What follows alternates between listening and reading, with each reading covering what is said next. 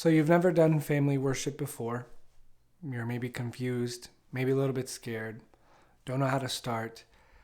I hope that I can give you some advice today on how to begin. It's an ancient proverb, well begun is half done. And I want you to begin well. And so I'm happy that you take the time to check this out. If you're looking for a longer video on how to do family worship, make sure you check this one out, or the other one out by that same name. This video is just going to be some advice for you right before you do your first family worship. And I'm assuming you've never done it before. So some of these things might not apply to you if you're already in the habit of doing family worship.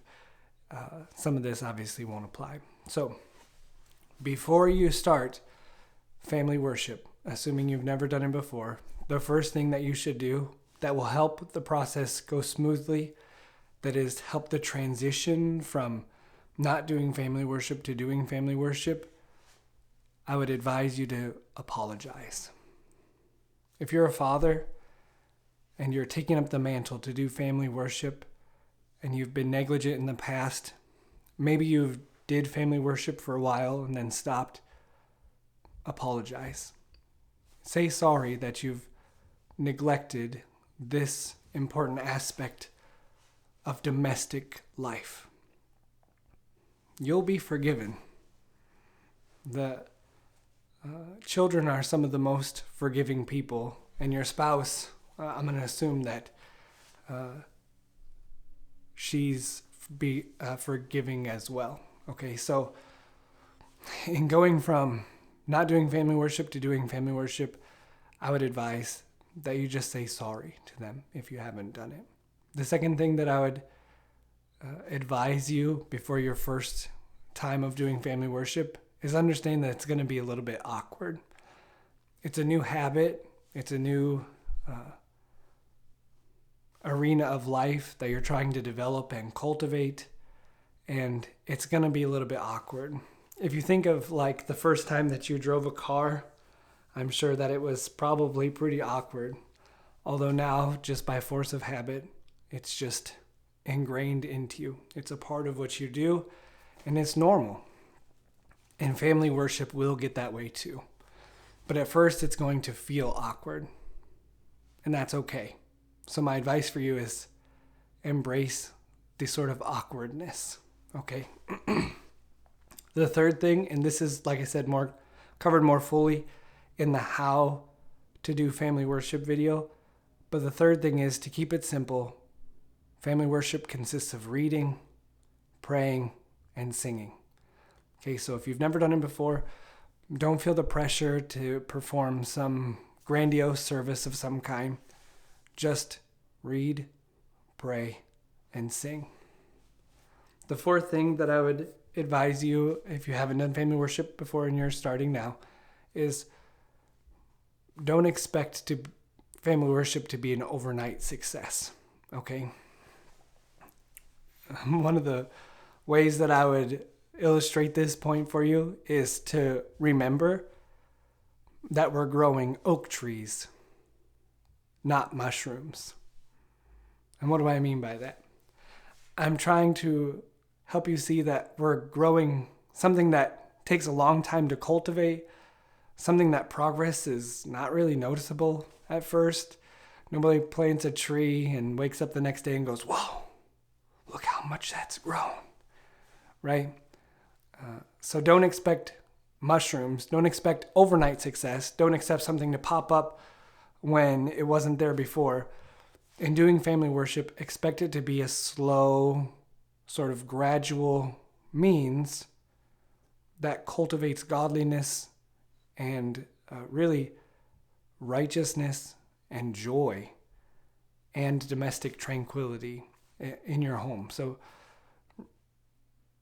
expect it to be more like a marathon than a sprint.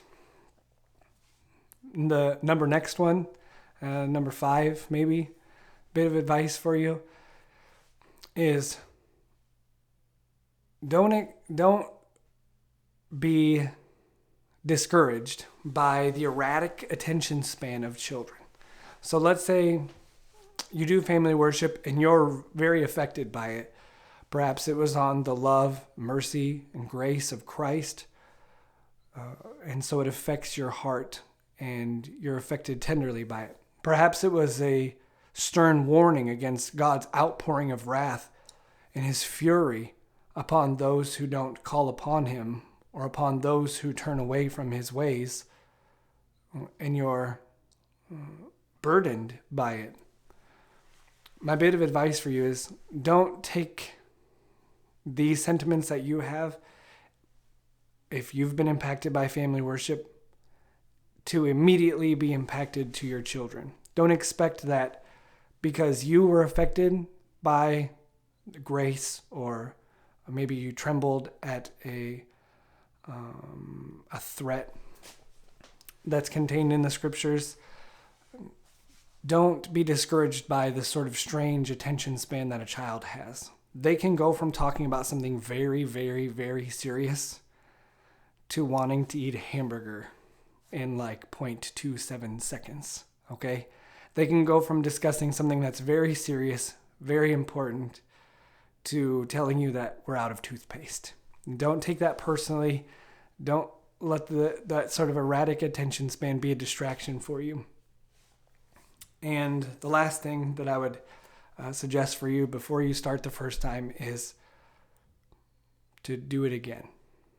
Meaning after you've already completed the first time, if it didn't go the way that you expected, if things were interrupted and the baby wouldn't calm down and the kids were rambunctious and things like that, don't be discouraged.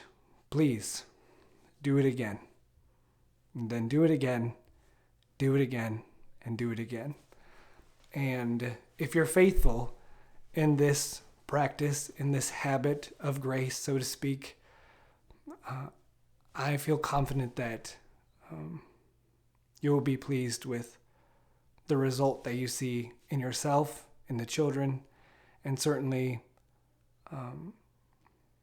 you'll be pleased knowing that God is worthy to be worshipped in your family, and you'll be pleased to see that happening. So with that, I wish you well, and I'll see you in the next one.